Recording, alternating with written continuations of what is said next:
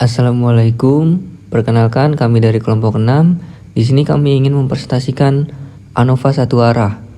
Di sini ada saya Maulana Rozak Saputra. Saya Akmal Faiz. Saya Muhammad Zul Kahfi. Saya Muhammad Rifa Ramadan.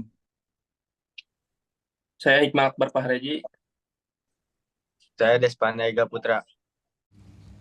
Yang pertama, pengertian. Distribusi ANOVA satu arah adalah prosedur statistika untuk mengkaji, mendeterminasi apakah rata-rata hitung atau mean dalam 3 populasi atau lebih sama atau tidak digunakan untuk menguji rata-rata atau nilai tengah dari 3 atau lebih populasi sekaligus. Apakah rata-rata atau nilai tengah tersebut sama atau tidak sama? Klasifikasi satu arah. Klasifikasi satu arah biasanya digunakan untuk menguji rata-rata pengaruh perlakuan dari suatu percobaan yang menggunakan satu faktor, di mana satu faktor tersebut memiliki 3 atau lebih kelompok. Rumus-rumus distribusi F atau ANOVA. Di bawah ini terdapat rumus-rumus, salah satunya yaitu ukuran data sama. Rumusnya yaitu JKK sama dengan sigma pangkat K, I sama dengan 1. TI pangkat 2 per N dikurang T pangkat 2 per NK. JKT sama dengan sigma pangkat K, I min 1, I sama dengan 1.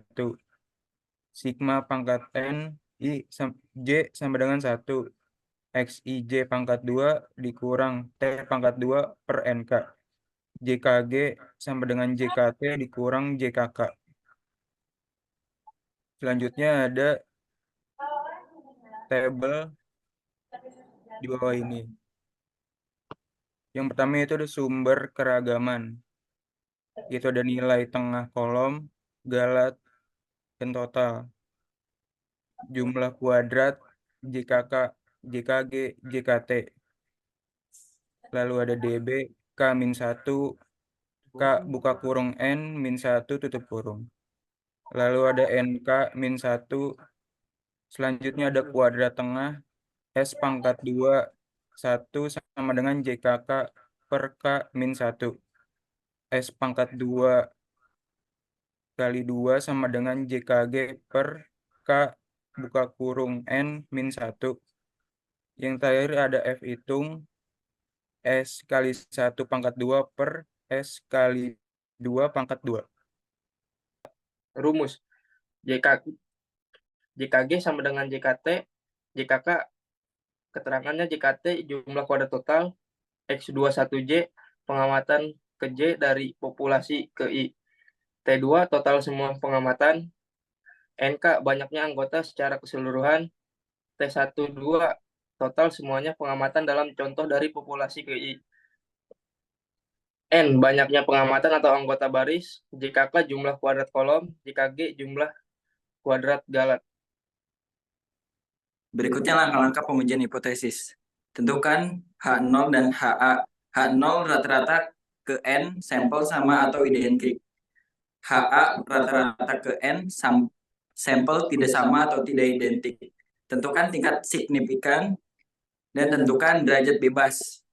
DB, klasifikasi satu arah data sama, V1 sama dengan K dikurang 1, V2 sama dengan K buka kurung N diambil 1 ditutup kurung. Klasifikasi satu arah data tidak sama, V1 sama dengan K1, V2 sama dengan N dikurang K. Langkah-langkah pengujian hipotesis. Tentukan wilayah krisis F tabel. F lebih besar dari A, V1, dan V2. Kriteria pengujian. H0 diterima jika F0 lebih kecil dari F tabel. H1 diterima jika F1 lebih besar dari F tabel. Nilai hitung. Keputusan jadi kesimpulannya berupa hipotesis yang diterima, H0, pernyataan. Masuk ke contoh soal. Nah, ini adalah contoh soal yang bisa dilihat.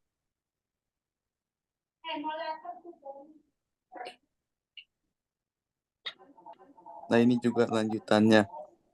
Selanjutnya seperti ini. N sama dengan 34 derajat bebas dalam kurung dB. P1 sama dengan K dikurang 1 sama dengan 2 dikurang 1 sama dengan 2. P2 sama dengan K, N dikurang 1 sama dengan 2, 34 dikurang 1 sama dengan 66. Taraf nyata sama dengan 0,05. GKK sama dengan 196873759,1. JKT sama dengan 929951 KG sama dengan JKT dikurang JKK. JKG sama dengan 11670899900 dikurang 196873759,1. JKG sama dengan 733038018,7. A sama dengan negeri, B sama dengan swasta. Hipotesis HO tidak adanya perbedaan signifikan dalam jumlah SD antara SD negeri dan SD swasta. H1 ada perbedaan signifikan dalam jumlah SD antara SD negeri dan SD swasta. Daerah kritis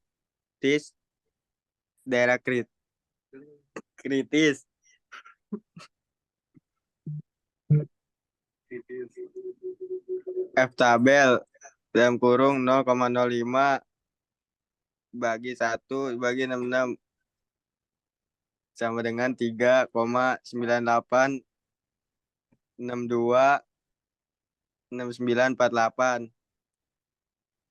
Kriteria penguji AO diterima jika F hitung lebih besar F tabel. A1 diterima jika F hitung lebih kecil dari F tabel. Sumber keragaman. Sini ada nilai tengah kolom, galat, sama total. Jumlah kuadrat.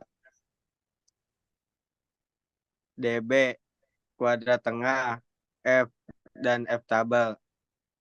Nilai tengah kolom, jumlah kuadrat, itu 1968 Langsung baca kesimpulan. 759,1. DB1 kuadrat tengahnya 19687375,1. F-nya itu 17,724809. F tabelnya itu 3,986269.